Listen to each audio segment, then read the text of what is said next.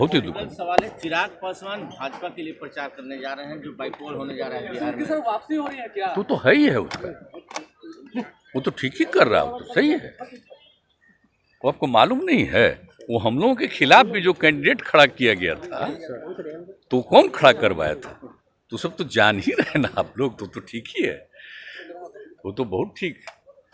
तो ये सब तो ठीक ही जगह पर चला जा रहा है, कब जा रहा है। तो लगता है कि बीजेपी को बहाना मिल गया आपसे अलग होने के बाद? आपसे अलग होने के बाद क्या बीजेपी को बहाना मिल गया? चिराग पासवान बीजेपी को हमको किसको बहाना मिला?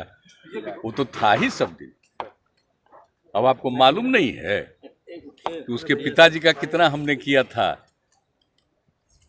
सम्मान ही नहीं दिया था, उनका हमने समर्थन किया था। शुरुआती दौर की बात है, अभी सब तो बच्चा न है जी।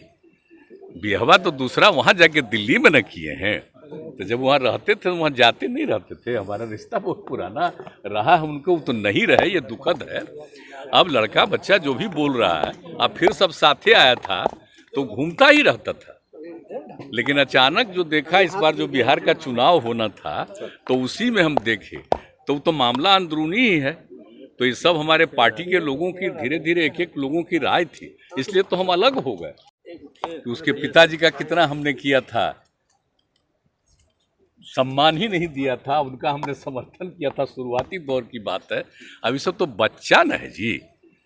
बिहवा तो दूसरा वहां जाके दिल्ली में न किए हैं, तो जब वहां रहते थे वहां जाते नहीं रहते थे। हमारा रिश्ता बहुत पुराना रहा है, उनको तो नहीं रहे, ये दुखद है। अब लड़का बच्चा जो भी बोल रहा है, अब फिर सब साथे आया था तो घूमता ही रहता था, लेकिन अचानक जो देखा इस बार जो बिहार का चुनाव होना था तो उसी में हम देखे तो मामला अंदरूनी ही है। तो ये सब हमारे पार्टी के लोगों की धीरे धीरे एक एक लोगों की राय थी, इसलिए तो हम अलग हो गए।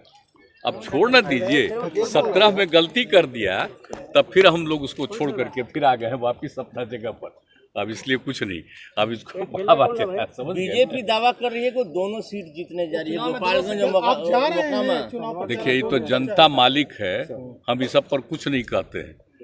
मालिक है जनता, लेकिन जो हम लोगों को वहाँ के लोगों ने बताया है तो उसमें बिल्कुल ही राष्ट्रीय जनता दल के जो लोग हैं आरजेडी के, दोनों जगह पर जीतने जा रहे हैं। ये सब सारी बात है, हमारी भी बात होती रहती है। देखिए, हमारा तो थोड़ा सा ये खराब हो गया, इसके चलते हम वहाँ प्रचार में नहीं जा पाए, लेकिन ऐसे भी हमारी बातचीत तो होती ही रहती है, इसलिए उस सब में कोई चिंता मत करिए। सर, बीजेपी सर रीट दाखिल करने जा रही है गोपालगंज के प्रत्याशी के खिलाफ। सर कह रही है कि उन पर आपराधिक जो मामला उन्होंने छुपाया है, रीट दाखिल करने जा रही है।